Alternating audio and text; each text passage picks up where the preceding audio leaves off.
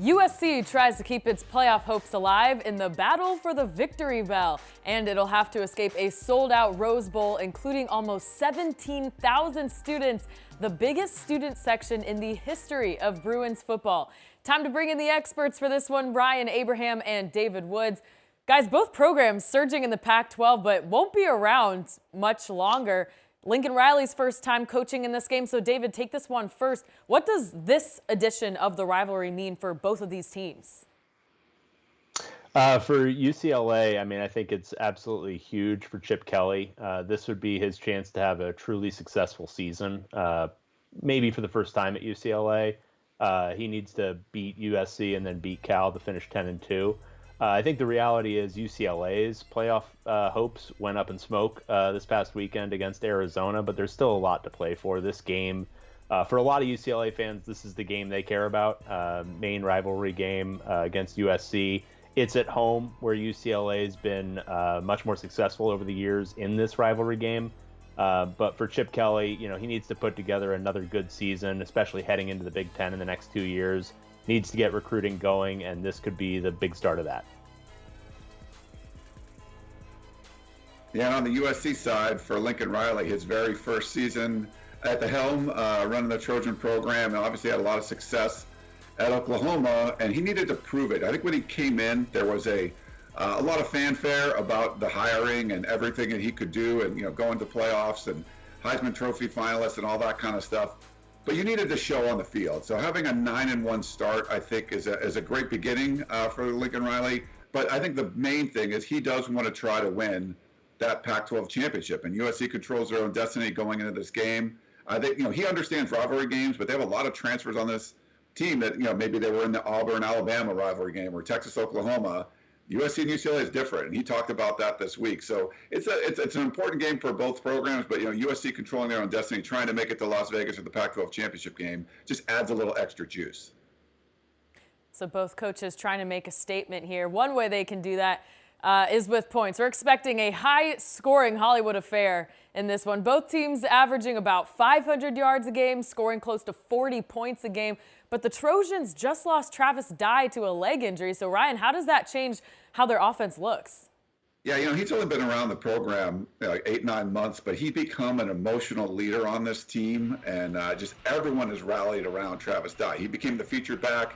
He's their best blocking back. He's got to get a T-shirt soon. He had a funny. He's always great. He's always good for a great quote. But he said, "No blocky, no Rocky," meaning if you don't block, you're not going to be able to run the rock. And I think he just was a fan favorite, a team favorite. And for having him go down, I think it's a big blow to the offense. But they got Jordan Addison back last week, the Biletnikoff Award winner from last year. Caleb Williams has been absolutely electric at the quarterback spot. They've got a lot of great receivers that have stepped in when Addison and Mario Williams, the top two wide receivers, have been down for the last couple of games. So I think they're going to be able to put up a bunch of points on a suspect UCLA defense. And we'll see. Without Travis Dye, I think he's that emotional leader. But they're going to be good in this passing game with Caleb Williams and all those wide receivers. Yeah, and for UCLA, they've been a great offense all year. Zach Charbonnet at running back has been electric. He's averaging 7.5 yards per carry this season. He's been dinged up a little bit. He's missed 2 games.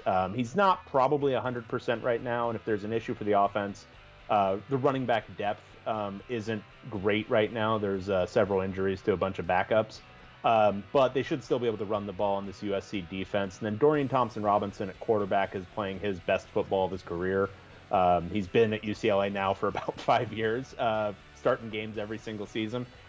This year, he's finally kind of reached that level where he might actually be an NFL player next year.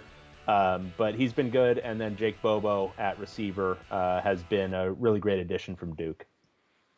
Biggest meeting between these two teams in decades, it feels like. David, start us off here. What's the one aspect of this game that no one's talking about right now, but we really should be? Nobody's talking about these defenses, and there's good reason why. The defenses are not very good.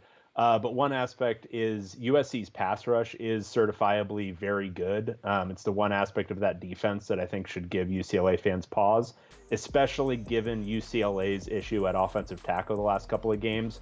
While the offense has still been quite good, they've allowed way too much pressure on Dorian Thompson-Robinson against 2 bad pass rushes in Arizona and Arizona State. USC is a good pass rush. So what Tuli Tuipulotu is going to do against Garrett DiGiorgio, UCLA's right tackle, is a worrying thing for UCLA. Yeah, and I think on the side, there's a couple of things that are interesting. I mean, there's a whole bunch of former USC assistant coaches on the UCLA squad with Clancy Pendergast and Tim Drevno and Ken Norton Jr., but the fact that Lincoln Riley has already coached against Dorian Thompson-Robinson when he was at Oklahoma, played against him twice.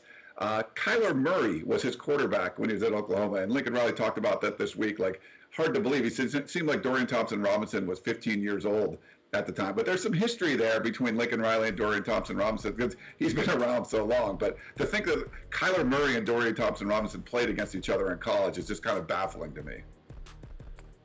All right. Thanks, guys. Appreciate your time as always. And for more coverage on this game, check out USCfootball.com and Bruin Report online.